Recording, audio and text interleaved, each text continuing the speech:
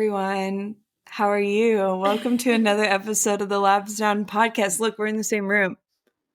It's not a green screen or anything. We're actually in the same room. This is the first time I think that we've ever met. We've ever met. Oh This my is the God, first hi. time. Nice to meet you.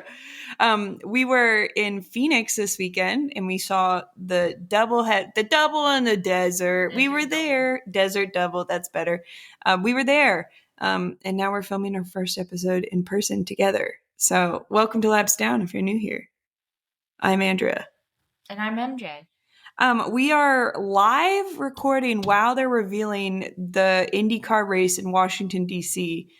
We have our Bob Pockrass tweet notifications on and at the ready. Yeah, so they've put out the course.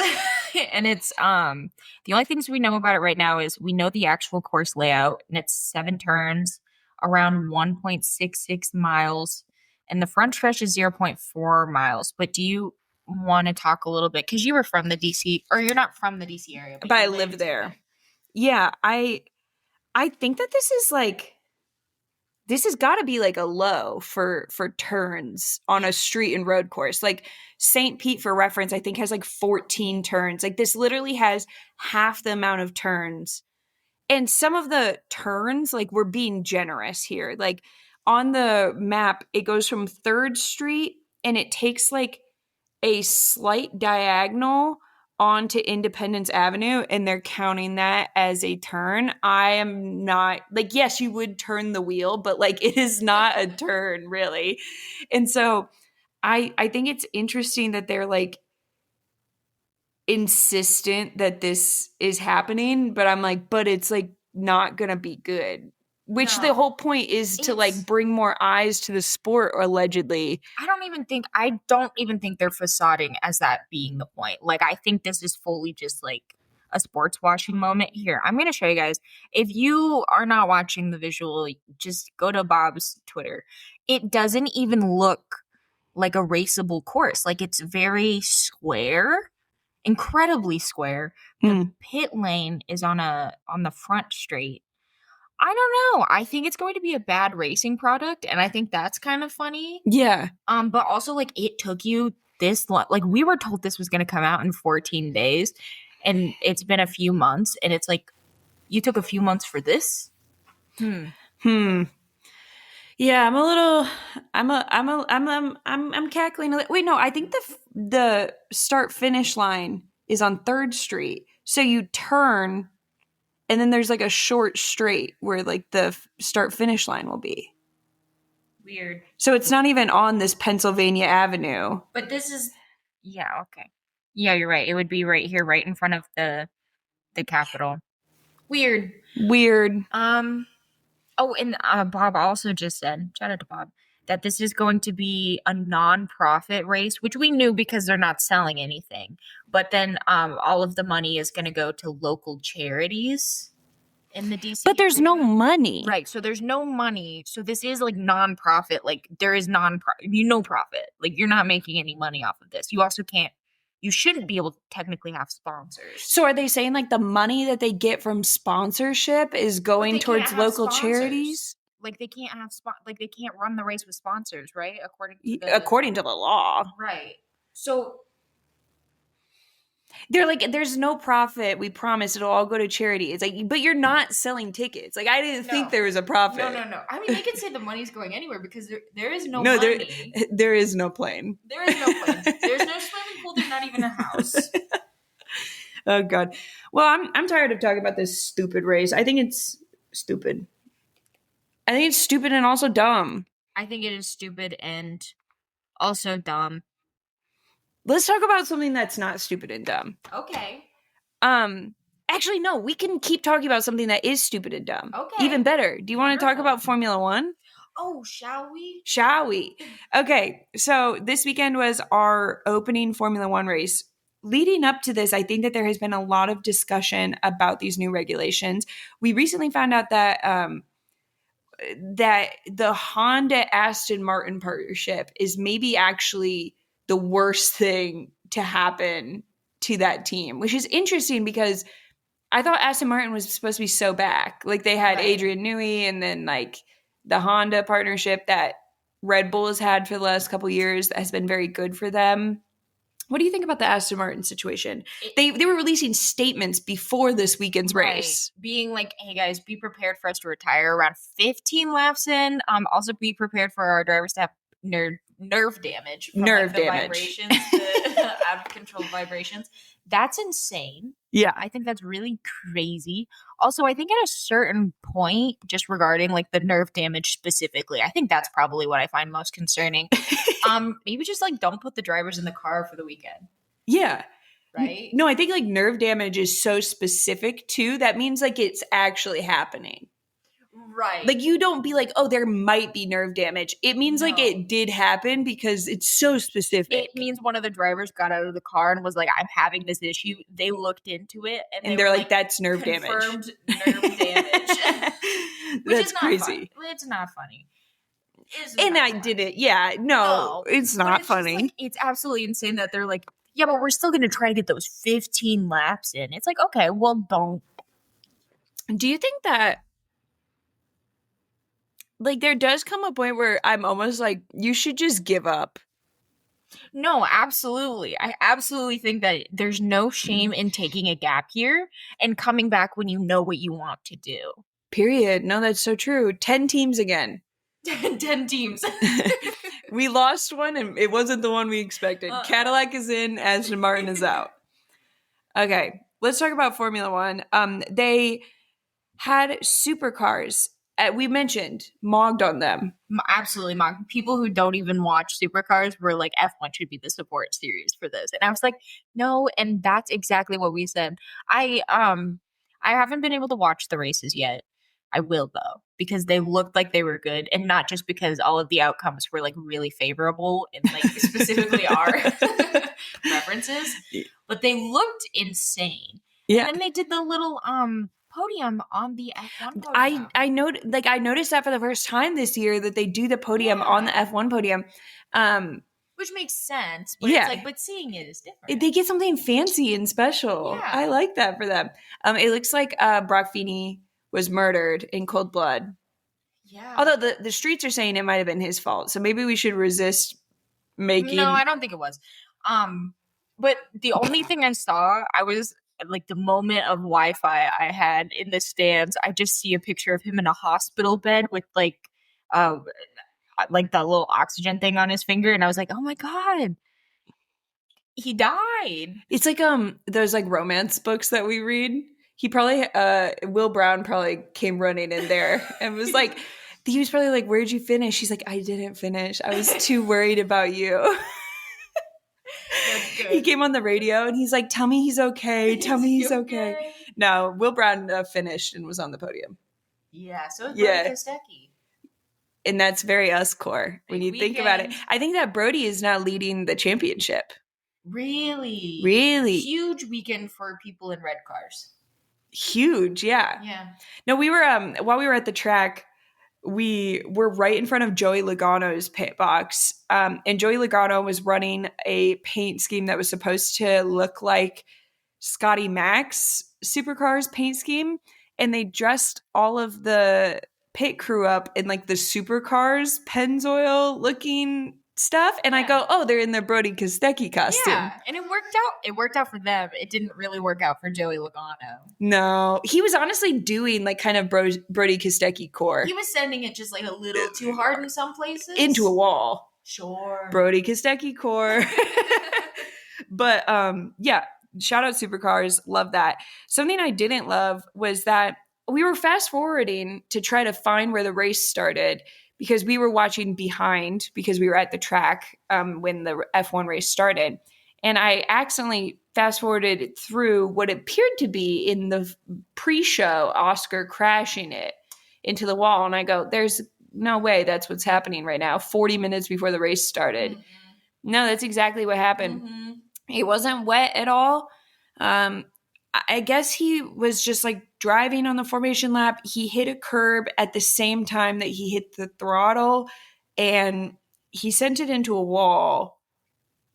It wasn't even the formation lap. No. No, it was like, yeah, as you said, during the pre-show, during the warm-ups. Like where they're about to do grid walk and they are Right. like, oh, you guys all have to get on the grid. It's crazy because I didn't even know that they could show that. Like, I didn't even know. They were just like, hey, can we cut the cameras real quick? And I gotta show you something that just happened. They're like, you're never, they were actually doing a segment on like, listen to how horrible these cars sound when they start. And then they were like, oh, hold on. What's that?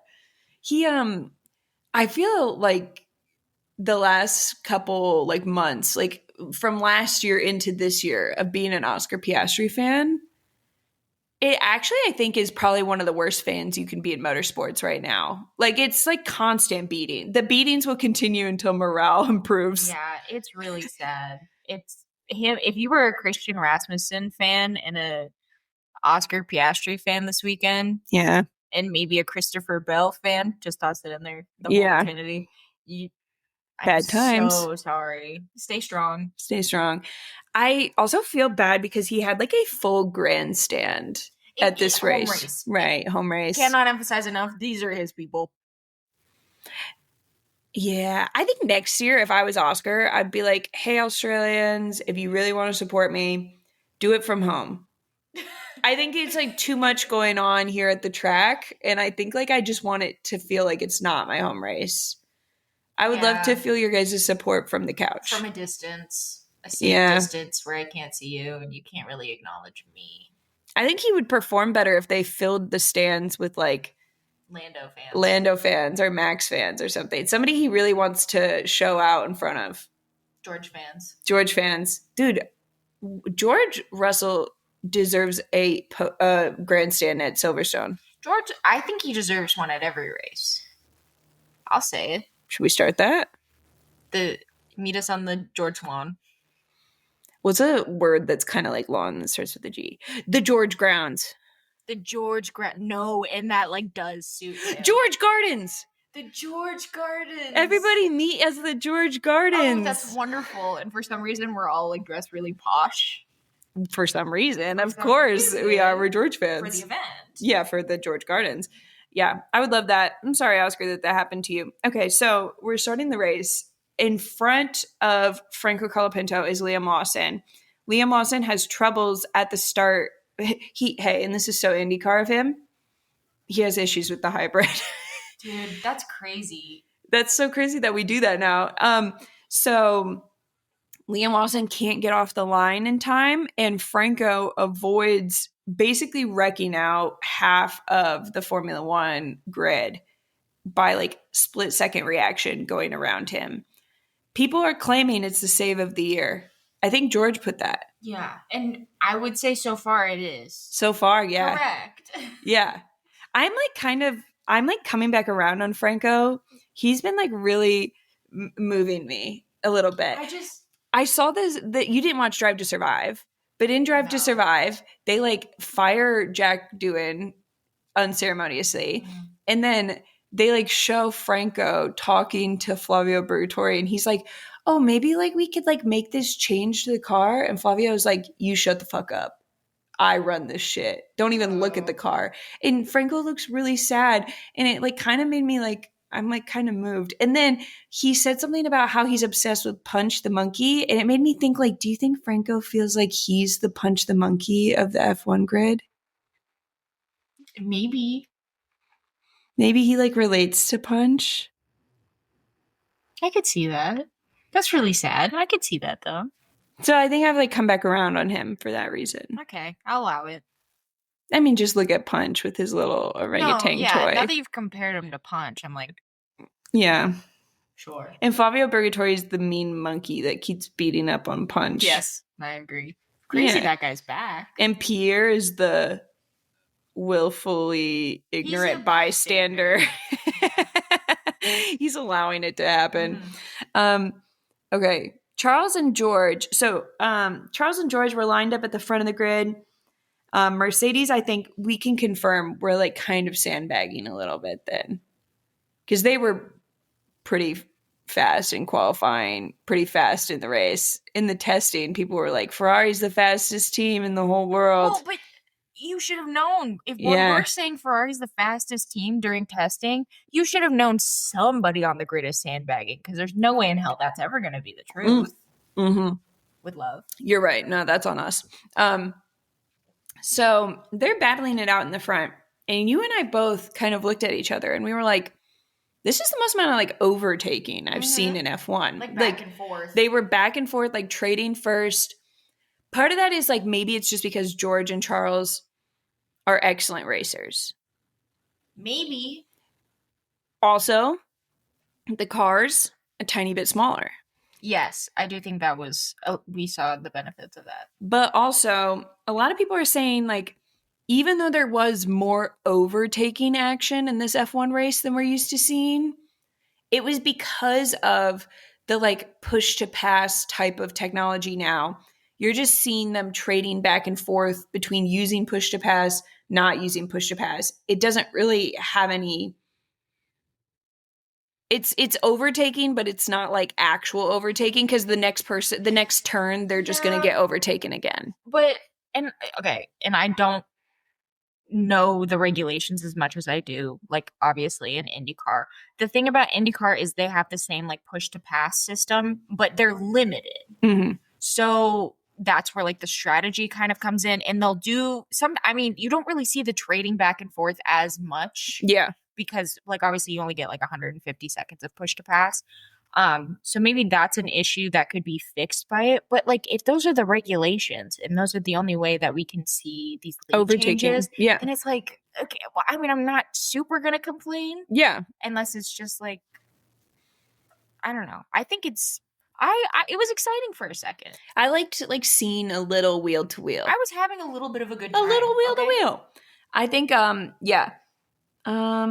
So do we want to talk though about the post that F1 made? Yes.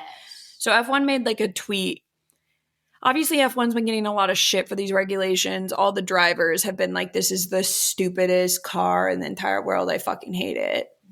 So F1 was trying to do a little PR, and they posted a graphic that was like, look how many overtakes happened in the Australian Grand Prix. And I didn't even know you could do this, but you can hide replies on X. They hid like thousands of replies by fans that were critiquing the new regulations.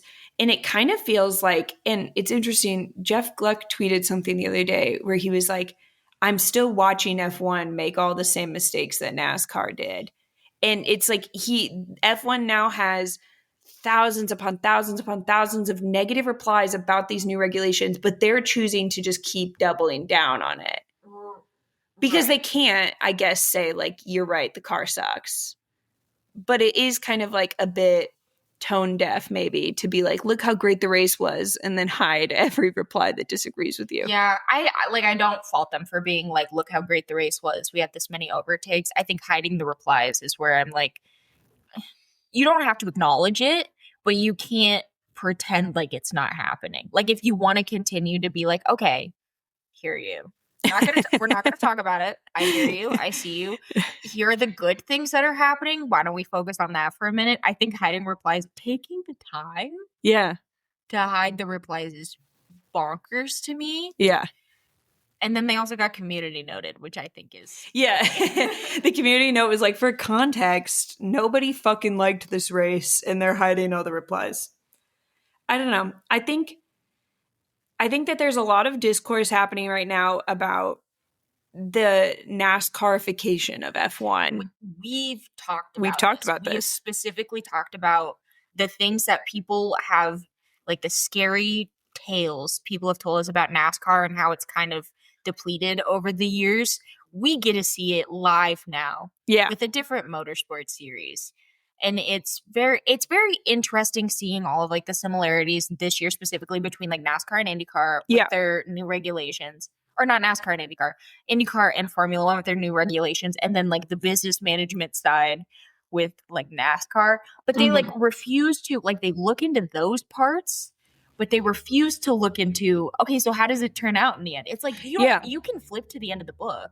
Like, Yeah. it's been out for so long that it's like spoilers aren't really a thing anymore. It's like the Titanic. It's like we all know Jack dies. It's like it's not a spoiler to like skip to the end. After a decade, you can't. It's not spoiler alert. No, they're still on the first VCR tape, and they're like, "This is such a great love story." And what's interesting is that we're actually at the point in the NASCAR story where NASCAR is going back on all of the things that they did that pissed their fans off, and it's actually working. People are actually like saying like, I'm excited about NASCAR again. Yes. So F1 can actually skip the decades of literal decades, people like, hating their sport, decades. like losing all of their fans and people hating the sport. They could skip all of that and just be like, let's go to the part where we fix it. They could. Minus the suffering. Mm-hmm. And it would save so much money. And I think maybe they don't know that. Maybe they're following the money, but they just they're converting it into euros. Oh, shit. It takes a little bit of time. No, I think it's really interesting. I don't really know if I'm in the place to speak on like whether the regulations suck or not, but I will listen to the drivers when they say it's kind of ass. I don't think it's good for any series ever to have every driver be like, this is ass. Yeah. Comparing it to IndyCar, like we listened in on Joseph, spoiler alert, after he won, and he was talking about like the car, even though it's old, she's old. He was like, the car is so great because it allows us to explore different lines. It allows us to race. It allows us to be wheel to wheel. Like you want your drivers in press conferences to be talking about, I was able to do what I did today because of the technology in this car that I have, not like the car is a detriment to me being able to do what I could do. Right. Talent-wise. Yeah. And it is weird because like F1 is obviously an engineering series. So like part of me is like bad regulations just means like figure it out. Figure it out. Make it better. Figure it out. Like work in the loopholes. But then they're closing loopholes. Is there like, that's stupid. And then Mercedes figures it out, makes a raceable car, and they're like, oh, don't do that. Yeah. I don't know. It's interesting. I think F1's kind of giving now. I do think that there was something entertaining in the just like survival of it all. Yeah. We ended up having like 6 retirements or something like that. It was fun. We had Hajar, his engine blew up. It was like a Carson Hocevar. He like came on the radio, I blew up. Yep. And he just parked it off to the side. We had Nico Hulkenberg retire pretty early in the race. His car didn't even like start. Right. Yeah. We had obviously Fernando retire for the nerve damage of it all. Mm-hmm. Lance didn't though. Lance didn't, but he was like 15 laps down. They were running him like a test. So like why? They were literally testing, I think. Yeah, but he's not gonna have hands anymore. He has like Iron Man wrists. He's like a bionicle. Yeah, because he broke his wrist. And as someone who has like a plate in my wrist, the thought of like intense vibration, it makes me like nauseous to think of that happening. Oh, so it's torture? They're doing torture. It's gross. Like even when you like hit your plate on something, it like you can feel it all the way up. Like I just can't. Where do you have a plate? Right here. You can see my scar. Can I touch it? I don't think you'll be able to. Yeah. See, like that? Horrible. We also had Valtteri Bottas retired. I don't really feel like I ever understood why. No, so they were showing us Checo battling with, I don't remember. Liam, of course, because they fucking hate each other. Right. And you know what? Great. So they were showing us that battle and it was getting really dirty. And then they cut to the other Cadillac that's just parked on the side. So your first thought is, oh, like Checo's out. And then Valtteri pops out and just waving to the crowd and walking off. And we just didn't address it. No, they were just like, okay, safety car is out, blah, blah, blah. But I'm like, yeah, but like, what happened? Like, someone had to have seen something. I don't know. Then we had Checo's car fall apart a little bit. He has like pieces flying off his car. Yeah. I think, okay, let's talk about Cadillac because they came into the sport. I think everybody was expecting them to be the 11th out of 11 teams. And I think that's fine if you're like starting a team from literally ground zero. And it's the new regulations, which are obviously causing problems for everybody. I think it's interesting that they had like several times this weekend during practices and stuff like that where like the mirrors were falling off and the car was just generally falling apart. However, they still were not the worst team. I think that's a W for Cat. I think Cadillac is like kind of like doing better than we expected right now. No, I think it was a totally fine race for the first time being here. I really like that we have Checo and Liam fighting with each other again. That was so fun. I can't believe we did a whole season without that. I know, it was good. He Checo went on the radio one time when he was battling with Liam, and he just like went, "This guy's fucking crazy. What is his problem?" He's having a good back. Yeah, he's having a good time. Anything else? They kept like cutting to Lando and Max battling for fifth and being like, these two rivals right here having it out. And I'm like, there's something so funny about Lando and Max fighting for fifth. And they're like, this is exciting. The two championship rivals fighting for fifth, but they're fighting. Guys, I think F1's back. I think it's like you have to, if you're an F1 fan and you feel discouraged right now because of the new regulations, we hear you. We understand you. We're just saying, like, you have to find, again, what is funny about motorsports. Like, motorsports are inherently a hilarious sport, and you have to just, like, watch it with a little bit of whimsy in your heart. If you have pure intentions, F1 can never be boring. No, literally. Yeah, you just have to, like, find something different to enjoy about it. And that's why we're here. So, George won. Hell yeah. It's good. I think that George is going to win up until when they make that rule in August where you have to close the loophole. I think something that I'm noticing is Kimi is also taking advantage of it. Kimi found his way up on the podium with Charles. I mean, if you're in your second year of F1 and you're on a podium with Charles Leclerc and George Russell, two very talented drivers, he's maybe really fucking good, guys. Something's working. I think Kimi might be really good at F1. Because a lot of other drivers, even if they're given a rocket ship of a car, don't have the talent to take advantage of it and would have found themselves. Like, he could have very easily been passed by Max or Lando, who were behind him. Yeah. Two championship winning drivers, but Kimi didn't. I think we're still going to see some rookie mistakes from him this year just because of how frequently he made them last year. I think that's going to roll over a little bit. Mm-hmm. But I do think he's going to be I think it would be really funny to have a George Kimi championship battle. I think it'd be funny. I think it could be like bordering child abuse. And I think it could be fun though. Yeah, no, that's true. Yeah. Keep your heart open to a Kimi and George championship battle. Okay, key takeaways. Did we cover those? Yeah. Okay, cool. Do we want to talk about IndyCar? I would love to talk about IndyCar. Okay, so just a preface to this part of the episode. We watched these two races in person with no commentary, just in the stands, raw dogging it. I think we have a much better understanding of the IndyCar race than we do the NASCAR race. Yeah. Because I think we just are able to identify things better as IndyCar fans than we are NASCAR fans. So if you think that we don't have the full story, we probably don't. Yeah, correct. But how fun would it be to just hear the race from whatever the fuck we think happened and ignore facts and truth? So first thing I want to say about the IndyCar race, good crowd size.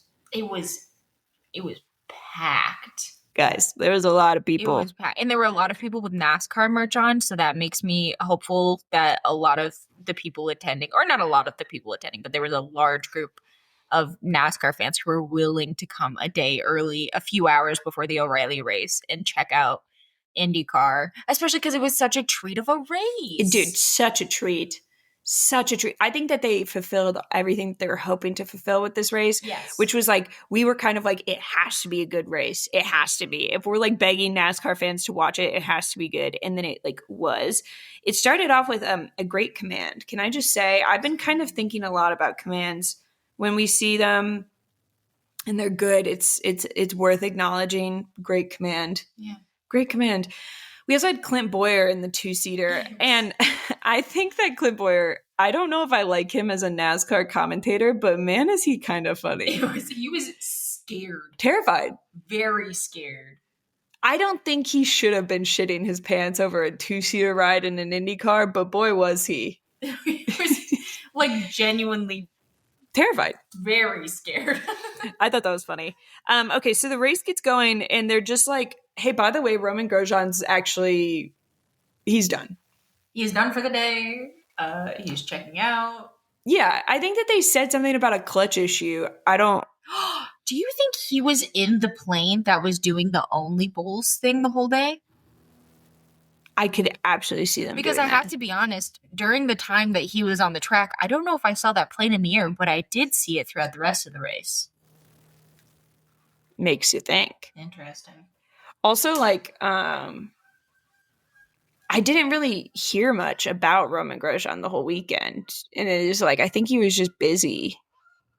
It was weird because we didn't really even hear anything about him last weekend, and he was having like a phenomenal race. What's he doing? Why aren't we talking about him? It's like we're barely acknowledging he's there. I'm so scared. Roman, what are you doing? Are you up to something? Be honest. Yeah, I thought that was interesting that they were just like, Roman Grosjean's not going to do this race probably at all. So he's just going to pull off now, and we're going to just be done with it probably. Okay. Okay. Can we talk about the Only Bulls situation?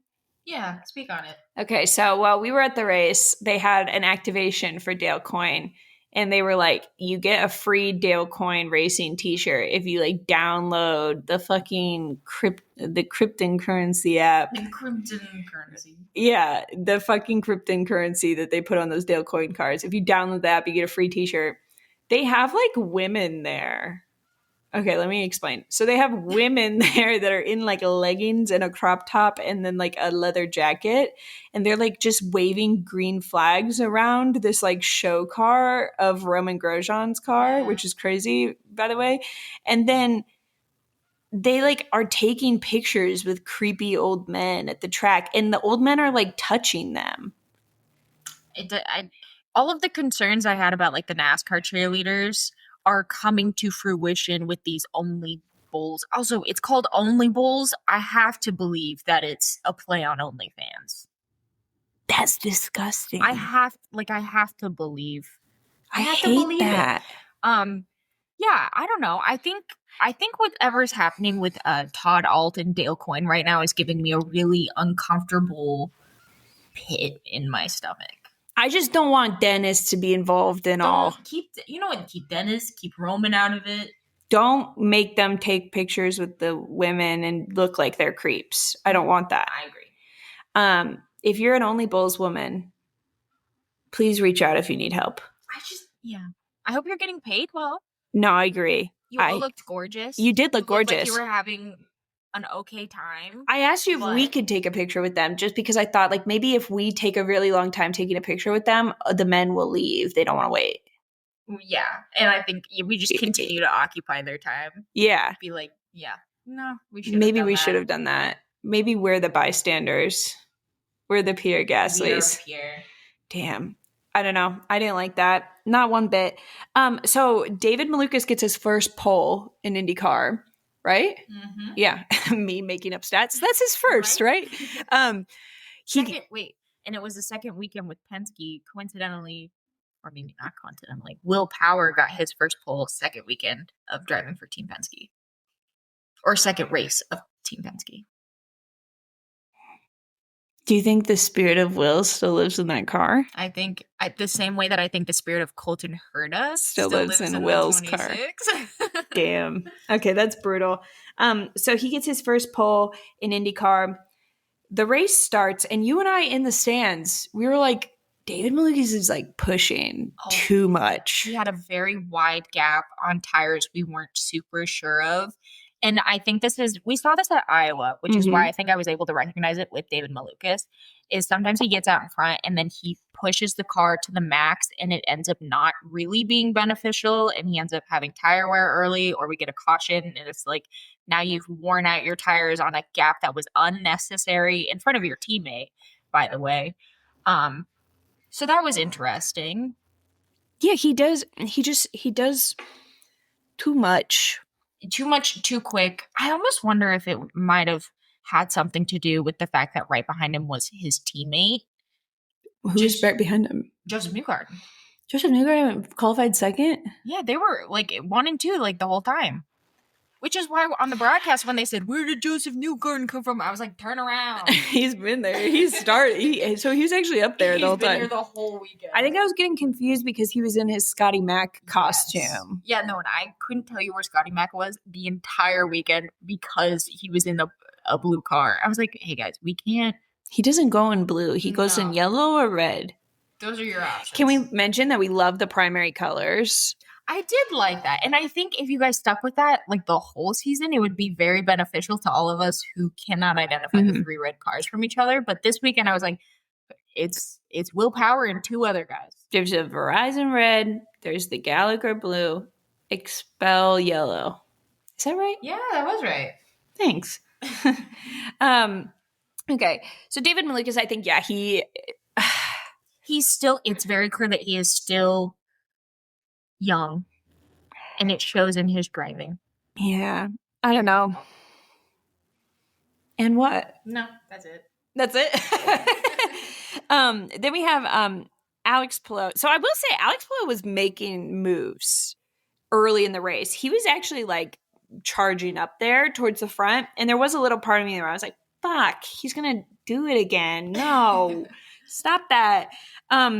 Luckily that didn't happen. I don't like the manner in which it happened, which is Alex Palou just totally has no idea that Rinus VeeKay is on the other side of him. And he runs Rinus up into the wall, and then in the process also runs himself into the wall and crashes. It was a really weird kind of rookie move from Alex Palou, which you don't see very often. Yeah. What was he? He was like, I didn't even know he was there. You can see him. They do, of course, the post-care center interview. Mm-hmm. And they're showing him the footage. And he's like, I just didn't even know that there was somebody there. And what's interesting is it happened right in front of us. Like, right in front of us. And the spotters are, like, right behind us. So I'm just not sure how we missed the car there. Like, if there's no one in the view. Do you think it was because Rinus was in a new livery? And so they just ignored that he existed? I think that maybe his spotter was, like, trying to say, like, oh, there's somebody there. But he was like, let me look and see who it is. Yeah. And if it makes a difference. Yeah. He was like, there's somebody there. I'll get back to you on who it might be. And then it was, like, too late. It was too late. Yeah, Rinus is in a new car this weekend. And the whole weekend I kept going, who the freak is that? It looked like one of the Dale Coyne liveries, which is from last year, which is why I was like, it's probably Roman Grosjean. Yeah. But it wasn't. It wasn't. It was Rinus. But yeah, Alex Palou kind of maybe did, can I say that he maybe did something that was good for the sport in a way? Yeah. Because do you think like if he would have won, NASCAR fans would have been like, see, this is the Alex Palou domination they're talking about? Yeah. I kind of talked about this in my preview this week, which is like the Alex Palou domination title is scary. But like even I think had we watched the race, seen Alex Palou win from like not in the front, I still think people would have been entertained. It still would have been a fulfilling race. Yeah. Yeah. But like on paper, it looks like, oh, we're getting Max Verstappen. Right. Yeah. NASCAR fans, dude, no, he's doing the thing again. Fuck that guy. He's doing the thing that they talk about in F1. As they've had like a three-peat from Tyler Reddick. Yes. So then we also have another caution. Louis Foster. Wait. We forgot to talk about Dennis Hauger. Yeah. Dennis Hauger, before Alex Palou crashes, brings out the first caution. He looks like he's already kind of wiggling. He is in front of Christian Rasmussen. Christian Rasmussen, I think, is just sending bad vibes through the air because he doesn't touch Dennis, but Dennis is wiggling and then Dennis spins and everybody goes, it's Christian's fault. He did it. He's a monster. He's turning people around. He's insane. It's like the Bob Pocker survey where they were like, who would you least trust to race next to? Yeah. And they all voted for Christian. They're like, he's doing the thing.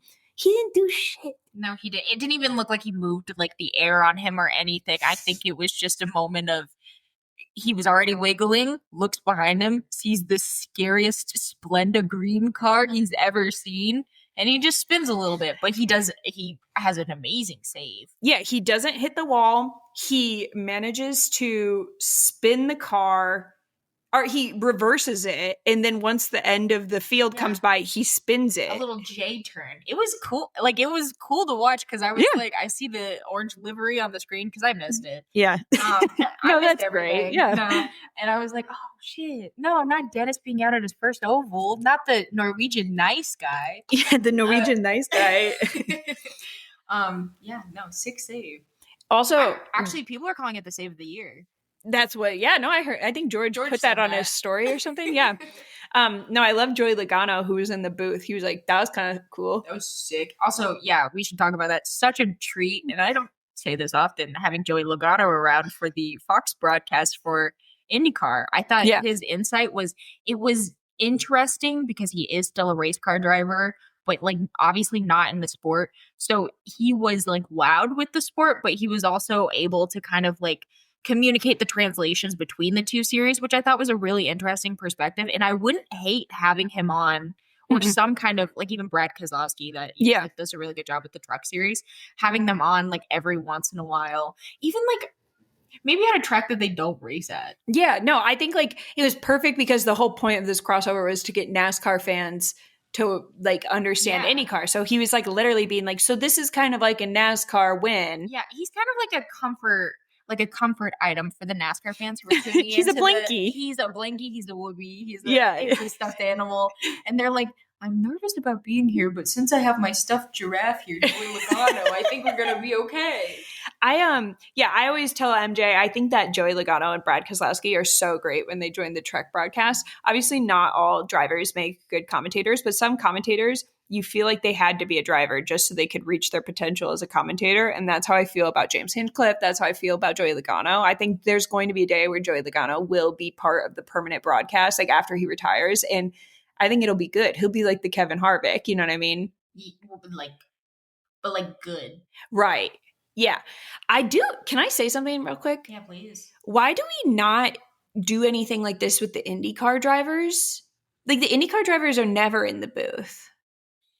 Well, they are for Indy Next or Indy NXT. I thought that was Jack Harvey, and they have had IndyCar drivers in there before. Unfortunately, not unfortunately. Last year Santino Ferrucci made a few appearances. Yeah, those were headphone. Okay, if you were to ask me which of the IndyCar drivers will make good commentators someday, I don't know if he would be my pick. I have to say no, and he wouldn't have been mine either. He doesn't do a horrible job. I would say he's pretty green at it. It's not giving like when Brad or Joey. You know who I would love to do like Indy Next commentary? I think Joseph Newgarden would be phenomenal at it. Dude, Joseph Newgarden is one of the most well-spoken drivers. I feel like every time he does well and he ends up like in the media center or something like that after a race, even when he's upset, even when he had a great day, he is so well-spoken. And you made an observation. Yeah, he doesn't use filler words. As I was listening to him, I was like, there's something like my brain just like shuts off in like a good way when he's talking, because I'm not like trying to figure out what he's saying. Like he's just plainly speaking it, and he doesn't use filler words. He's truly, I know people had beef with him last year in the media because sometimes he was in a bad mood, but he always gives what he needs to. I feel like he's the media's darling. He truly is. And I can't believe we ever thought we would I can't never believe royal we ever thought different. He's the media's darling. He is the Kit Kittredge of... Truly. You know who else is pretty good? I would say Kyle Kirkwood is also very good. He's a little bit more like... He doesn't have like the presence that Joseph Newgarden does, but I would say he's amazing in interviews. He doesn't project. No. He's doing the exact same thing, but just with like a different energy. Demeanor, yeah. No, I love when Kyle Kirkwood or Joseph Newgarden gets like an interview spot. It's very, very entertaining. It's good. It's quality content. Good. What can I say? It's good.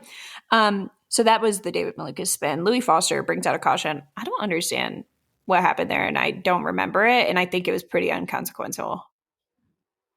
Right? Yep. What do you want to talk about this Andretti thing? Yeah.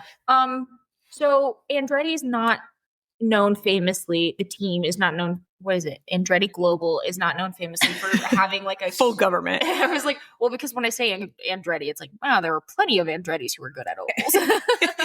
Andretti, the team. The team. They've kind of struggled with their oval package, specifically like their shorter oval package. But watching this weekend, I don't know, guys. I think they're cooking, and we saw it a little bit last year with like Kyle Kirkwood's win. Obviously, Colton Herta being set to the back multiple times and working his way up. But Kyle Kirkwood thinks his oval win was more of just like luck of the situation. Yes, he never felt like it was like he meant to win that race. True. But I think watching this race and seeing how well, you know what, I can't even speak on Marcus Ericsson because he was up at the top, but I did eventually lose him. How well Willpower performed from starting dead last, because we didn't talk about qualifying, but he did have a Colton Herta-esque qualifying where he just kind of he put him on a couple heater laps, just kind of turns it and destroys the car. So he started dead last. We did say a nice little prayer over the car. We did, yeah. Something along the lines of, sometimes divas go down, but they always get back up. Mm-hmm. Keep your head up, girl. Mm-hmm. But seeing how well he performed, and then Kyle Kirkwood coming from 11th, which isn't the worst, to be fair, but then having like a strong race in the front for the like second half of the race, I think we're unlocking something. Do you think that this has anything to do with Willpower joining the team? I mean, I would have to there's no such thing as coincidences. Right. Yeah. He came in there and he was like, all right, I have actually all the secrets you guys have been waiting for this whole time. But not like a Chris Gabehart situation. No. Like, we don't need a PI. I think he was probably just like, can I tell you guys some things about your car? I'm going to tell you a secret. I'm going to tell you a secret. You guys want this to be good at ovals? Has to turn left. Do you think that Andretti sees Willpower? I think it's really interesting. We could have like a power duo here with Willpower on ovals and Kyle Kirkwood on street and road courses. And then Marcus Ericsson, when he decides to do something. just the Indy 500. Just the Indy 500, we'll have Marcus Ericsson. But like, maybe Andretti here could be cooking something that like we won't see the full potential of right away. But like maybe by the mid-season, we'll be like, they were cooking something. No, I agree. I think by the month of May, as soon as because Will's still working out kinks with his car, very visibly, very in front of everybody. He's saging it. He is. And I think that just happens when you get into a new car. Like, sometimes you're just going to have issues. David Malukas had issues with the Penske last weekend. Clearly, he didn't put things together this weekend. But I do have faith that since Willpower does have, even in his book, they talked about this, his ability to communicate. Oh, his book. Changes. He talked about this in his novel. I think that's super helpful for Andretti, and I think it's something they were lacking before. Not saying that Kyle Kirkwood, Colton Herta, or Marcus Ericsson weren't effectively communicating, but Willpower just has so many years on that. Right. Not saying he's old, but no, experience. Did you see the TikTok they filmed between Kyle and Will? I love whenever they make him do a TikTok sound, Willpower is always like looking away. Yeah, I think he needs to find his groove with TikTok. But he clearly doesn't hate it. No. He's doing it. We have a pitch. I would love to film TikToks with Willpower. Kind of like what we got to do with Christian, where they were like, just come and film some TikToks. Would love to do that with Willpower. I'm going to make him do the bop it. Willpower doing the bop it. Yes. I think that'd be good. Andretti, be in touch. We could make something real good. Speaking of Willpower, so Christian Rasmussen, I cannot stress this enough, is putting on a fucking masterclass, guys. Watching it in person, I think it translated well on TV, but holy shit, on person, every lap, somebody was getting past. No lap was wasted. There was always an attempt. Like, you could always see the attempt happening. It was so, truly, what a treat of a race for people who have never watched IndyCar before, to see this neon green Splenda car absolutely massacring half of the field. Just in the most, and he doesn't ever do, a subtle pass. It's never the same twice. No, it's always it's incredibly aggressive Yeah. And I think had he not had the incidents with Will Power and then like kind of Joseph Newgarden, I think we would have been able to say the aggressiveness pays off. It's so interesting. Like you would see him attempt on one lap, and maybe if that lap he didn't make the pass, he would first try on the inside. He couldn't make the pass. So when we come around again, you would see the driver in front try to block the inside, and Christian would be like, I'll go around the outside. Has to be absolute worst nightmare situation to have him on your ass. Dude, if you have Christian Rasmussen on your ass, you better run, dude. It's so scary. Joseph said something interesting in the media center about how the younger generation of IndyCar drivers are unafraid to try new lines. He was like, IndyCar is evolving with this new generation of drivers in a way because they refuse to allow there to be one racing line. There was no way where Phoenix was going to be a parade when you have Christian Rasmussen on that track, because he will not allow you to tell him you cannot race the high line. He will. Yeah. And once you have somebody like that on track, it forces the rest of the track to be like, well, now I have to go up there and block him. Right. Or now I have to go up there and like do something because that fucker's up there. It really does just take one person to open up a line, and then everyone has the confidence to do it. They're like, well, if Christian can do it, I'm going to have to figure out how to do it. Yeah. But I can, probably. So it was such a joy watching Christian race. Unfortunately, we get to the point where Will Power and Christian Rasmussen, they're kind of on different strategies, but they are battling out for true position. And Christian Rasmussen's behind Will Power. He goes up, and Will Power goes up with him and runs him into a wall. It doesn't look malicious. It doesn't look like a block attempt. It looks like a mistake. It looks like Will's part. He went wide on the turn, and in that process, Christian was trying to make a pass. It almost seemed like a similar situation to the Alex Palou thing, where he just didn't know he was there at that time, which makes me wonder, the spotters were right behind us, and if I could see it, why couldn't you? Dude, guys, what are we doing up there? What are we doing? So after this, Will has a flat. He has to come in. Unfortunate, because Will was doing something. He was cooking there. We also have a little bit of damage, presumably with Christian, but he does stay out and retains like kind of the lead on the restart.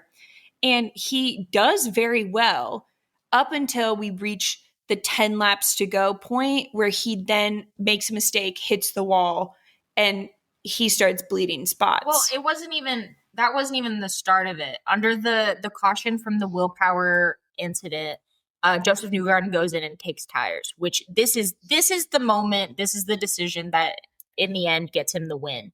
But we see Kyle Kirkwood, who, I don't know why they were acting so surprised on the broadcast about Joseph Newgarden when it was like, Kyle was the one we should have been surprised by. So he started in P2 on the restart, was able to pass Christian Rasmussen. It didn't look like he was putting up that much of a fight, which is why I presume there was damage. And then when he was going to get passed by Joseph Newgarden, it seemed like he just lost it a little bit, which isn't really a mistake that I think we would see him make unless he was fighting with the car. Mm-hmm. And that was what finished his day. And you just see him fall back in the most unceremonious way. Very sad. But then Joseph Newgarden is able to, he battles with Kyle Kirkwood, is able to pretty easily. And this is all in the last 10 laps. Like at this point, we had left the stands. We were going over to Victory Circle, and we were expecting a Christian Rasmussen. Well, even it was really funny. I don't know if you noticed, but all of the ECR team was in the back when I walked over to you. Yes. So then, like, when Joseph came in, he was like, "Where's my team?" And I was like, "Well, actually, all of ECR is here." Oh my god. But yeah, last 10 laps, this all happens. He ends up getting the win from the strategy call of taking the new tires. Kyle Kirkwood gets second, and David Malukas converts his pole to P3. And then Christian Rasmussen ends up like 8th, 9th, 10th. No worse. Really? Like in the teens. They thought he was going to retire. They say on the broadcast he's going to retire, but I think he finished like 14th or something. Which is just absolutely devastating. couple things there. One, we do see after the race a little confrontation between Will Power and Christian Rasmussen in the garage. I think Christian was hurt. I think he was maybe a little embarrassed. Like emotionally hurt. Yes, not like physically hurt. No, that's but a good. I just wanted to say it is race cars. I don't know. Right. He was fine. Probably. So he goes and talks to Will Power. Will Power seems like he's apologetic, but I don't think he ever straight up says like it's my fault, even though it did maybe look like it was just a mistake on Will's part. Mm-hmm. But Christian kind of was like, now I know what to expect when I'm racing you, blah, blah, blah.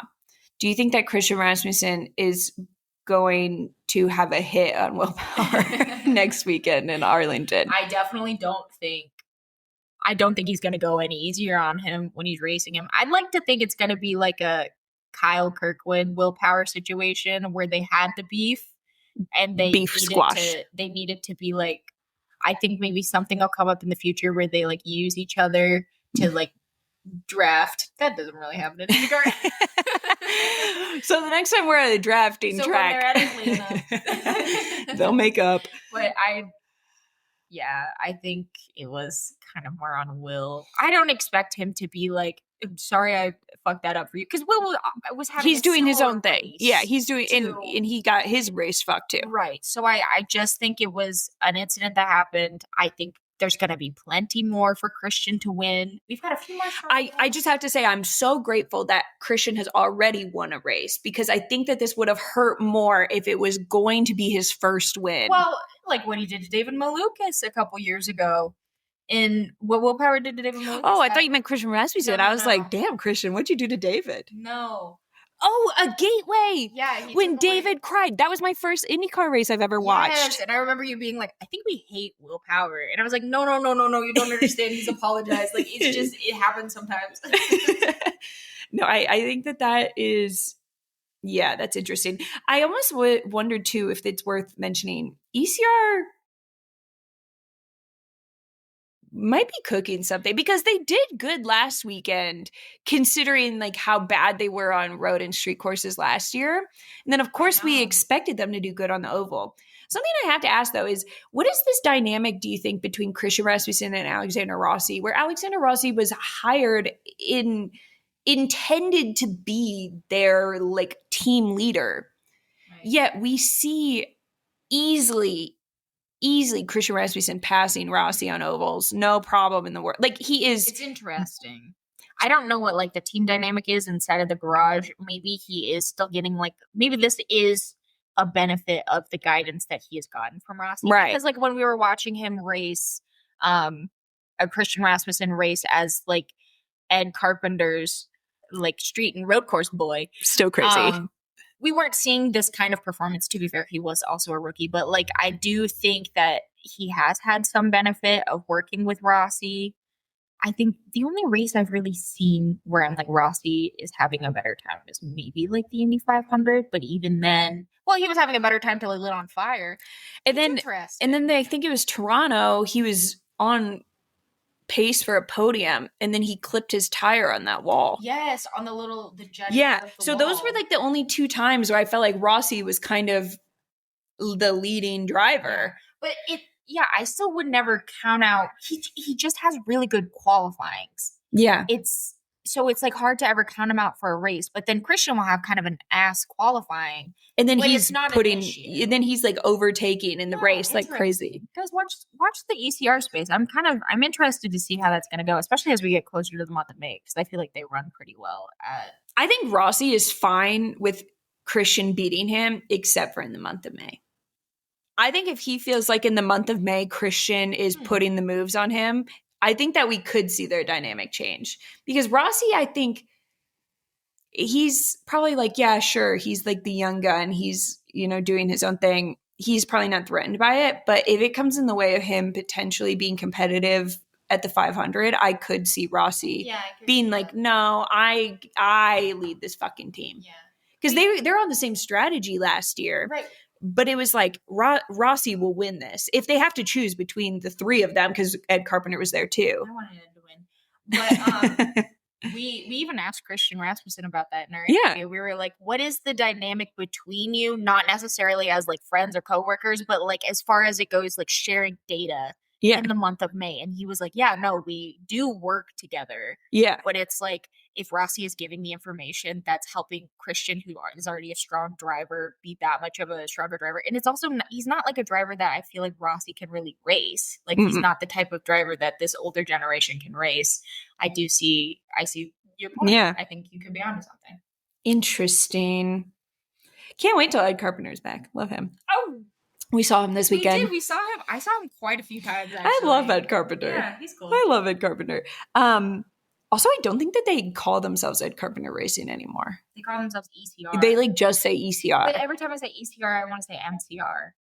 What is that? My Chemical Romance. Oh. And I'm like, Ed Chemical Romance? Interesting. No, I never thought about My Chemical Romance. Well, now you will. I will. You're right. So yeah, okay. Important note, Kirkwood is sitting third after qualifying in P11. I think Andretti is figuring something out. Okay. I think that was the IndyCar race, right? But Joseph, new championship leader. He's championship leader. I think Kyle Kirkwood is second. Alex Palou is fifth. He lost his lead for the first time since Laguna Seca in 2024. And if I say that's good for the sport, am I an ass? But I also think the Alex Palou domination is such a cool thing because like the math was done. This was his 100th race start. He has won 20 races. He has won one of every 5 races he has raced. He has won, and he's our age, Andrea. He's our age, MJ. No, I think if we're talking about the success of this race as a whole, do you think we should come back to Phoenix? Yes. I think we should come back to Phoenix maybe a couple more years because the reason we had left Phoenix after running with them this was our 65th since 1964, minus a couple breaks. Where do you pull all these stats out of? I did research. You're like really fucking smart, MJ. Because this was my week for you like blow my mind. But we took a couple I'm paid by IndyCar. A couple hiatuses after running with them for so long because of crowd size. That was the big issue. I think the benefit of having the NASCAR built-in crowd this weekend was a huge for IndyCar. And I think that the IndyCar race, how good it was huge for NASCAR. I wouldn't be surprised if this is back on the calendar as a doubleheader weekend for at least another season and then go from there to see if there is enough retention in the IndyCar fan. I'm just nervous if we were unable to sell it out. Well, we were still, like the racing products, I don't know how many of the Phoenix races you went back and watched. It wasn't a bad race. So the fact that people weren't coming clearly wasn't due to the racing, probably just more because it's like a NASCAR track. So people are like, if I'm going to go to Phoenix, I'm going to see the championship race. Like, right. That probably played a big role in it. 100%. So I do think we should come back. This is clearly, as Joseph Newgarden said, this is an IndyCar track. It's so good. And if we come back, we will be coming back. I had a blast. Can I say I think that NASCAR, I think the narrative has been so much around IndyCar benefiting from NASCAR, but the crowd was bigger for the IndyCar race than it was the O'Reilly race. It was very clear that there were people, and on par with the Cup race. 100%. I think they both benefited from each other. IndyCar benefited from the NASCAR audience. NASCAR benefited from the IndyCar product. I think that right now, at least for like the next decade, I think IndyCar and NASCAR would benefit from as much crossover as you can do because honestly, recession indicator, it gives you the best bang for your buck. Mm-hmm. Me and MJ both felt like this was the best weekend because we got to see all the series that we cared about. I would never go to a Phoenix NASCAR Cup race if it wasn't a doubleheader. And I would have not probably gone for just the IndyCar race.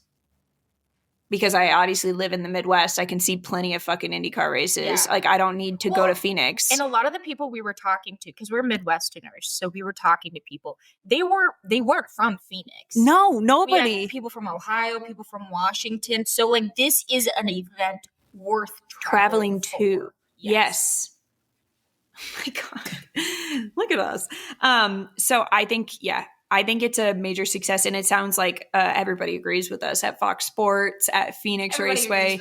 Everybody was like, yeah, those girls got something cooking here. They're right. And it sounds like they're already in talks of next year continuing this race as a doubleheader. And I would highly recommend, if that happens, add it to your fucking calendar, because boy, is it worth it. But let us get our tickets first, and then you add it to your calendar. Yeah. Duh. Is there any other races you think should be a doubleheader? I don't think that there's. I mean, I think it'd be fun. Fuck me if I say I think we could have done the Iowa Speedway as a doubleheader. Yeah, instead of doing 2 IndyCar races, do an IndyCar NASCAR race, especially because NASCAR races at night at Iowa. So sorry if I say that would have been a good time. That would have been a good time. The thing is like Iowa we can't hold the fans. It's a small. Build more grandstands. Well, I was thinking like Newton has like 1 hotel. Sleep on the floor. I don't know. It's hard because I feel like there's a lot of NASCAR tracks. Well, because 900 of them that IndyCar could race at. I don't think vice versa it really works. Doesn't everybody say that they want IndyCar to go to Watkins Glen again? Yes. What if we did a road course NASCAR doubleheader? The issue I think with that is I don't think IndyCar would put on a great product there. So you'd want. I mean, what about Richmond? The people are saying Richmond. Really want us to go to Richmond. I think that would. Because, okay, that's another race. Okay, the Phoenix NASCAR Cup race is not worth probably going to unless you live in Phoenix. Yeah, I would agree. That's what I would say. That's what I'd say about the Richmond Cup Series race as well. I went to the Richmond Cup Series race. It's not like the best race. I mean, there's parts of it that can be interesting, but like Austin Dillon usually wins. It's not like a banger. Mm-hmm. And so you have an IndyCar NASCAR doubleheader, you once again make it worth it for people to go. Because even if they think the Cup race might be boring, they're like, fuck it, at least I'm going to see Cup and IndyCar. And you get a race in a place that IndyCar needs to go back to, by way of just the demographic in Richmond does not have other races to go to except for the Freedom 250, which we've already decided is a one-off. And not going to be good. And not going to be good. There's 7 turns. That's not enough. That's not enough. You have to turn the car way more than that. Yeah. So, Richmond. Are we putting our vote in for Richmond? I think Richmond would be cool. Doubleheader in Richmond. And we could go. We could make it a girls' trip to. Girls' trip. Yeah. But I do want us to keep the trucks at St. Pete. Trucks at St. Pete have to stay. And I also think the momentum of having, because I've spoken ad nauseum about how I'm not super thrilled with how little we have been promoting the Desert Double, but I do think the momentum of being like, you're going to watch like Jimmy Hinch in the trucks race. Like, this is our first NASCAR collaboration weekend. But if you thought that was kind of interesting and intriguing, wait till you see what we're cooking next weekend. I do think that momentum. And they've decided that Arlington is going to be this showcase race. In fact, they're even changing rules for it. Yes. IndyCar is putting a lot into this Arlington race. And I really hope the momentum, like you said, continues, because it's interesting. I didn't realize how much effort IndyCar was putting into the Arlington race in specific, but it is kind of like I'm realizing their big showcase event. Yeah, it didn't feel like it until 2 or 3 weeks ago. Right, and it's clear. And I gotta be honest, I'm excited. Also, we mentioned the qualifying rule. We got this while we were in the NASCAR fan experience, which is so fun. Yeah, honestly, such a blast. I really enjoyed NASCAR. But they are going to be changing the qualifying format only for the Firestone Fast 6 sponsored. Instead of what we usually see, where it's all cars on track trying to get their best lap, it's going to be like a single car attempt. So similar to what you would see for like an oval qualifying or what you would see for like Formula E. If you're interested. Sorry. No, I like that. Okay, cool. Interesting. I think people have been saying that Formula One should do that. And I completely agree. I think I've spoken on this. There's like documented evidence of me being like, if half of the qualifying is just impeding, change the qualifying. You're like so ahead of the trends. No, guys, we said it here first, guys. I'm interested. And then I do wonder if once they do that, because they're like their goal or the reasoning is to like showcase top talent in IndyCar. I guess apparently top street course talent in IndyCar. Yeah. I wonder if they'll keep that moving forward. Okay. NASCAR is where we started to get a little bit more foggy on what was going on.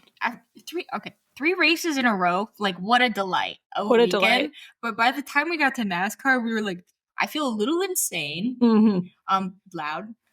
The cars are so loud. This was my first ever O'Reilly race. And do you want to talk about the O'Reilly race? The O'Reilly race was good. It was really good. We were with a Carson Quapple fan. Kind of sad. Obviously, I'm a Justin Allgaier fan, so kind of happy. But I thought the racing product was really cool. And it was really cool to watch a race, like a NASCAR race, under the lights. Beautiful. I love a night race. And we have like, I don't know if you guys have ever been to Phoenix before, but there's like mountains all around. Like truly, it's a beautiful dude. track. Why has nobody ever mentioned Phoenix as one of the most beautiful racetracks? Gorgeous, absolutely gorgeous. Like, sure, the product isn't great for NASCAR unless we have the option tires, which I. Why do we never bring those again? I think it's because the intention wasn't to have like make this a new race format. I think it was like we're just testing tires, but I was like, but the racing product, especially for a spring race, it was like entertaining. And now what we have is a bunch of people being like, we don't have option tires, so I'm going to take the option not to put air in my tires. And then we just have issues that way. But beautiful racetrack, beautiful track. O'Reilly series, so fun. I thought Jesse Love was going to win the race. Still insane to me he didn't. Like the whole race, I was like, this is Jesse's race. Very dominant, like from the start. You know what's funny is he did the David Malukas thing where he got out and he pushed a lot, but I didn't have the like, what are you doing type thing that I had with David Malukas. But he had a great race. Carson Quapple, who has never won a race before, didn't have a contract for this year until he made it in the playoffs last year, which is just like a fun story. It was really exciting to see him almost win. It just didn't work out for him, unfortunately. But overall, I think for the IndyCar fans who stayed for O'Reilly, you could have just bought a Saturday ticket and been like, that's great. Yeah. So satisfied. It's also insane to see the dogleg. So we were sitting right at the dogleg. Yeah. It's great seats, Andrea. Thank you. I did a lot of research, actually. Yeah. I thought it was really interesting after watching a full day of IndyCar racing to all of a sudden be like, oh shit, we're cutting that dog leg, huh? It was kind of like obnoxious to see in person. Especially I've never noticed. On the restarts, it's crazy. And like, are you talking to us? No, they're just talking. And especially like, with how loud the cars are, truly was taken aback by how loud the cars are. I felt like physically sick when all of the cars were doing the restart coming in front of you on the dog. Like, we're like, what the fuck? I was like, every time it happened, I like kind of dreaded it before it happened. Yeah. It's like when you're on like a roller coaster and you're like dropping down is what it felt like. I like the dog leg. It's so obnoxious. It's ridiculous. At the night races, you could see like I was like loving watching the sparks flying when people would come up a little too late. Yeah, come up off the dog leg and they were just like, well, I think I'm gonna scrape the entire bottom of my car real quick. It doesn't translate like that on TV. I never think I got the perspective on TV of what the dog leg cutting really is looking like. When you're there in person, you're like, oh, this is obnoxious. If somebody knows the history, we were so interested to discover how they decided you could just do that. Because like, what do you mean they can just like cut the course? Like on no other track can you do this. But then in Phoenix, like somebody was just like, hey, do you think I could like go below the yellow line and onto the apron and just kind of like do whatever I want? Because I'll go faster. I liked it, especially as you would get into like the battles between like 2 cars for the lead, and you'd be like, okay, well, I know the car behind is going to cut the dog leg. Let's see how this plays out. Yeah. Almost never was it like immediately beneficial, which kind of sucked. I thought it would be cool if they cut the dog leg, like picked up speed and just immediately passed. That's not really how physics works, but no, I like dog leg. Yeah. Dog leg. I'm pro dog leg. I understand why we can't use it in IndyCar. Totally fine. That doesn't hurt my feelings. But if you are going to go to an IndyCar race in Phoenix, I stick around for the dog leg. Big fan. So yeah, the O'Reilly race was great. Sunday Cup race. We have Joey Logano on pole. In his Brody Kostecki outfit. In his Brody's Kostecki outfit. Yep, nailed that. I think stage 1 was boring. Can I say that? Stage 1 was really boring. Green the entire time. Which, like, compared to I was going to say the Outsiders race. The O'Reilly race, it was green most of the race, but not like boring. More racing happening. I didn't really get that from stage 1 of NASCAR. It went by really quick, though. Not to say that we're rooting for cautions, but can we talk about we were incentivized to. So there's this weird thing that was happening. I did not see this when I went to the Richmond race. I don't know if this is just a Phoenix racetrack thing. They have the Raising Cane's caution counter chicken dinner, where after 4 cautions, they pick a random person to win a free Raising Cane's chicken dinner. And they did this for all the races. What was interesting is in NASCAR, the stage cautions count. But in IndyCar, they did not. We obviously have stages. I think it's such bullshit. No, that's fair. I think that's so because it's 4. It's 4 cautions. So if we're talking about including stage cautions, that's just 2 cautions. Ridiculous. Moving the goalpost specifically for IndyCar is disgusting. However, thankfully, they achieved it for all every race. Every race got the Cane's chicken dinner.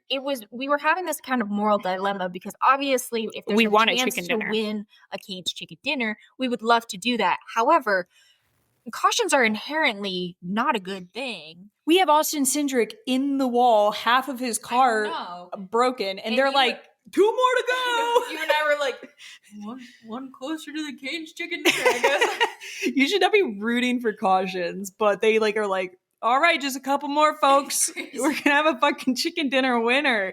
And then after somebody won the chicken dinner, they would play the chicken dance song.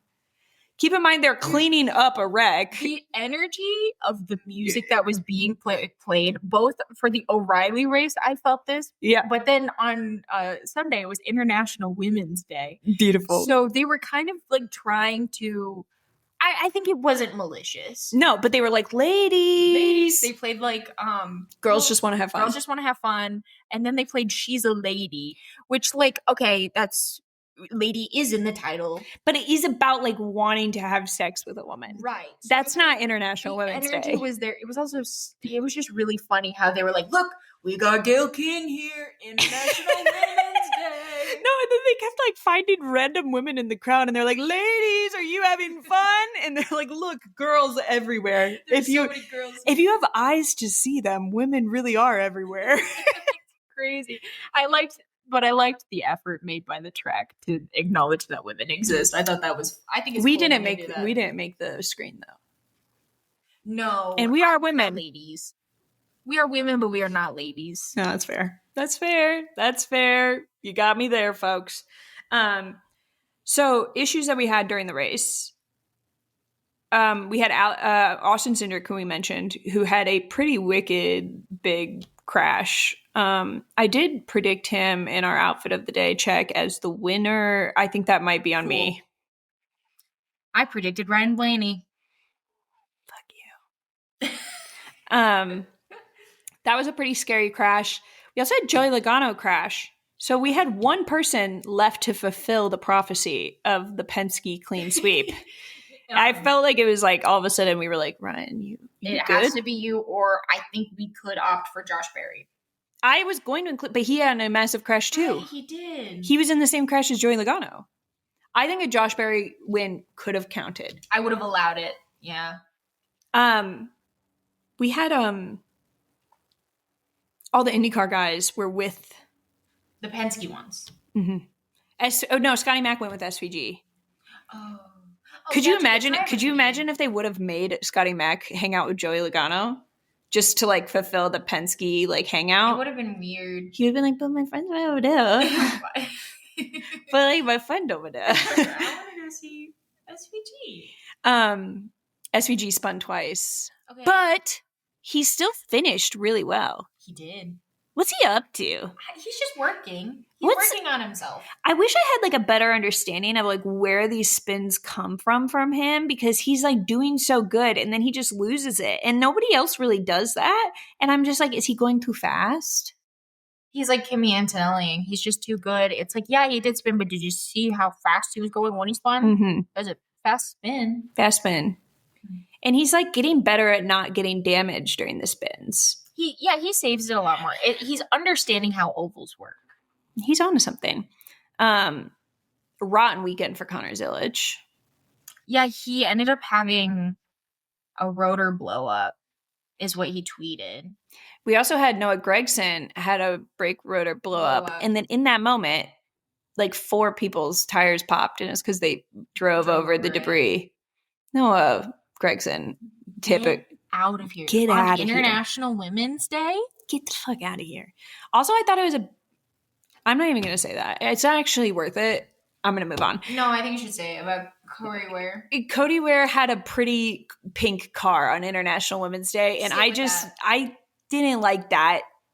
Sit with it. He doesn't get that car. No. Give it to somebody else. International Women's Day, too, of all days. No. We already only get 23 hours. Which is fucked up. Yeah, I didn't like that. So we had the first stage really dominated by Joey Logano. Obviously, he ends up getting into a crash. But it's worth mentioning all throughout stage 1, we saw Ryan Blaney right there with him. He was in second.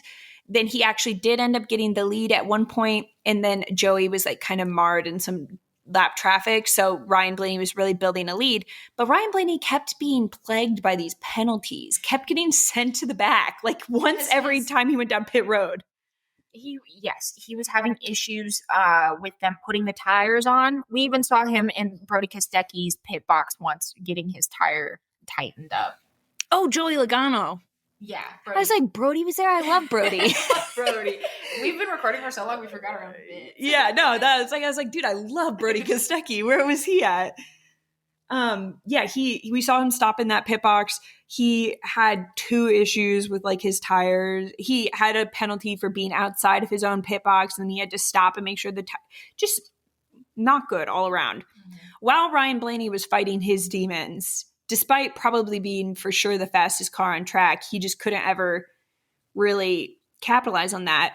We had Christopher Bell leading, and we saw him putting that car through tech, and I was like, run that shit again. Dude, his car was so fast the entire race. We had the pleasure of sitting behind a little family who had a Christopher Bell fan in there, and just the joy on that man's face.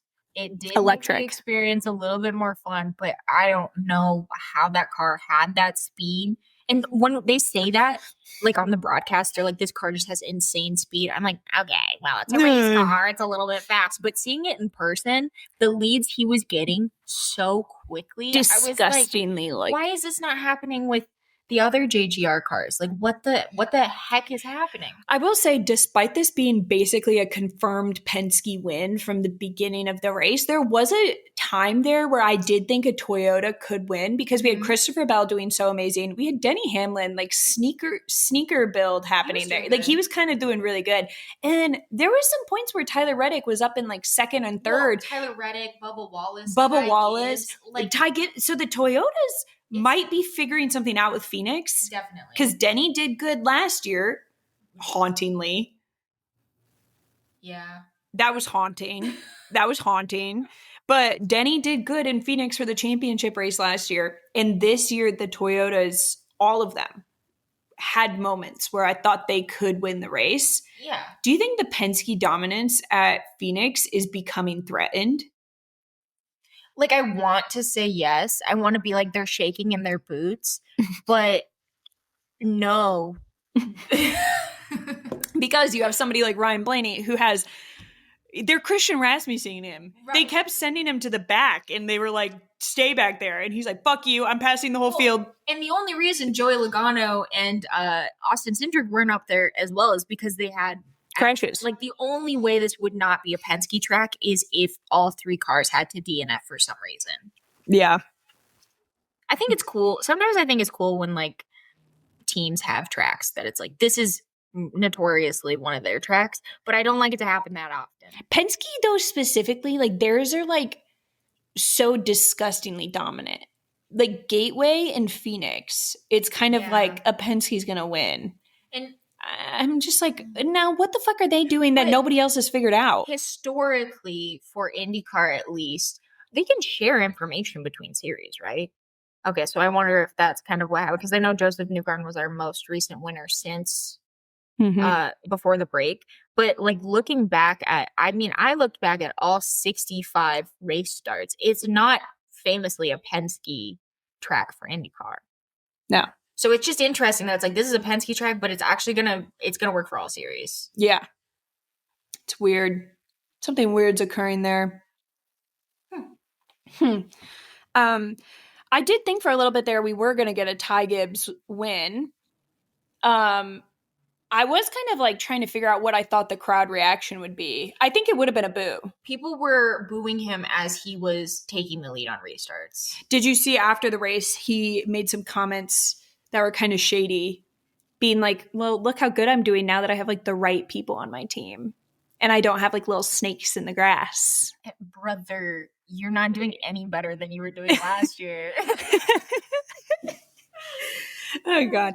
Eventually, we'll have to do a full deep dive into NASCAR again. To be honest, I'm a little behind on all the details, but I would love to talk about the Chris Gay part of it all because it's getting very interesting. Apparently, Joe Gibbs Racing hired a private investigator to follow him around because they suspected him of poaching sponsors. Coincidentally, the same time we're learning this is that we are hearing rumors of potentially Monster sponsoring Carson Hocevar, who is on the team that Chris Gabehart went to and currently sponsors Ty Gibbs. I don't know. It's all interesting how it lines up with all this information being revealed, almost as if it was all planned to maybe suit one or the. Me just starting comparisons. No, that's good. I like that. I think maybe someone leaked it. Unpure of heart, but it's not true. Like, I don't know if I think the Monster sponsorship for Carson Hocevar is true. I mean, we haven't seen it happen. No, I just think it's interesting. It comes out the same week where, like, no, he was poaching sponsors. Everyone knows he was poaching sponsors, but it's like, okay, well, he was unsuccessful, so who cares? You're onto something. Onto something. Allegedly. So we have Ryan Blaney win. Ryan Blaney, while winning, has Joseph Newgarden in his pit box wearing a t-shirt that says Ryan Blaney on it. Kind of adorable. It's really cute. I really like that friendship. Big fan. We have another theory we want to throw out. Okay. Do you guys feel like Ryan Blaney's mustache is getting bigger every week? Like, not like necessarily longer, but like thicker. More volume. Like, how does that happen? Do you think that we were talking like it might be like a little prank he's pulling where every week he's like just adding like a little bit more extensions to it or something. And then like someday he's going to reveal like it was all a big prank. Yeah, I'm fully subscribed to that. I think you have to plug it in on that side. Hey, we're plugging in my laptop, guys, because it's going to die. Don't get scared. Don't get scared. We're still here. Yeah, I think that that's what's happening there. We also have another theory we want to throw out. Laptop's plugged in. I think that Ryan Blaney and Joseph Newgarden went to the Zara Larsson concert to celebrate. There was a Zara Larsson concert happening in Phoenix the same night as the race. I'm starting a rumor. I think they were there. You know what a track I would like to see both series race at that's not an oval? It would have to be the Roval. Yeah. I think that would But they've already fucking crushed that dream. Well, but we could bring it back, I think. But I just thought about that. Wait, isn't the whole problem with the Roval attendance? Mm-hmm. And we've decided what could fix attendance is doing double headers with IndyCar. It's just something to think about. And we need an IndyCar race in that area. Charlotte. Because they can do. Could they do Charlotte Motor Speedway with the Oval? I don't know. Or, okay, for all of you people who don't like road courses for NASCAR, have IndyCar do the Roval and then have NASCAR do the Oval. Is there a reason why IndyCar doesn't do Sonoma? Hot. Hmm. It's hot, and sometimes they lose radios, and that's kind of scary. No, that's fair. The wine. A lot of them are too young They're to drunk. drink it. I don't really have. Oh, one more thing we wanted to say about the NASCAR race. So Goodyear tweeted, just so you guys know, like the air pressure recommendations that we give, like they're actually not even really recommendations. Like they're probably just like how much air you should put in your tires. We had an embarrassing amount of tire failures at this race. And it does get to a point where when can we just say like some of these NASCAR teams are being stupid? Like I get like they try to frame it as like this is like just how on edge these cars are. Like they're doing it to the absolute limit, and sometimes it results in tire failures. There is a point where I'm like, once you've seen like 7 tire failures, like when do you just put air in the fucking tires? Well, and especially because a lot of them were repeats from drivers. Not to Kyle Busch. Not to harp on it, but Kyle Busch. The amount of times I saw him in his, what is it, jalapeno lime nicotine pouches. I called them nicotine packets, and she got like weird about it. Because they're called, like, that's just what they're called. I've never done them before, but they are called pouches. I think packets. I've even heard pillows.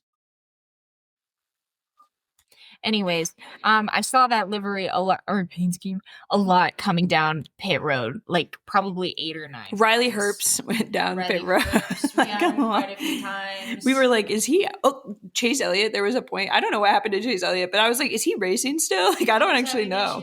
Yeah, what it was, I don't know. I think Chase Elliott had actual damage from one of the crashes, though. Yeah, I just think like, at what point? We had a record amount of cautions this race. 12. All in stage 3. Oh no, we had a couple in stage 2. But like it does get to the point where if you're like sitting there and you're watching all these tires fail and you maybe have cut it close with your tire air pressures, are you not just like kind of stupid for changing that?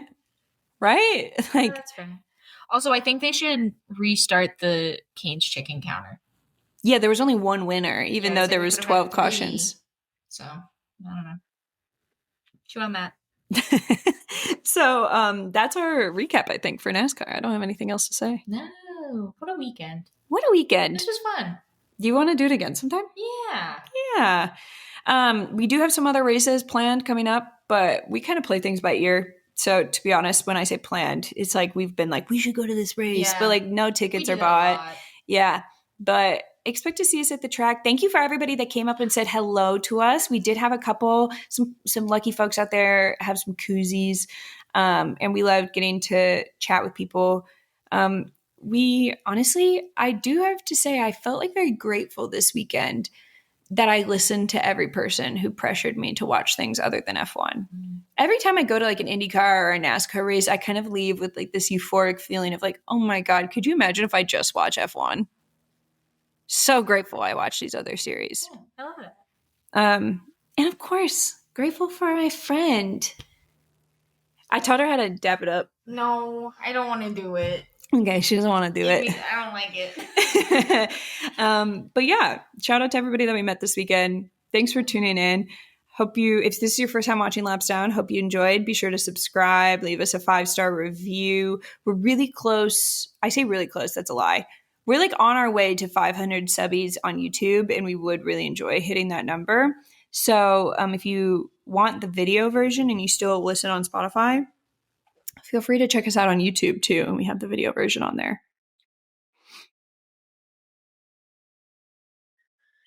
Okay, bye.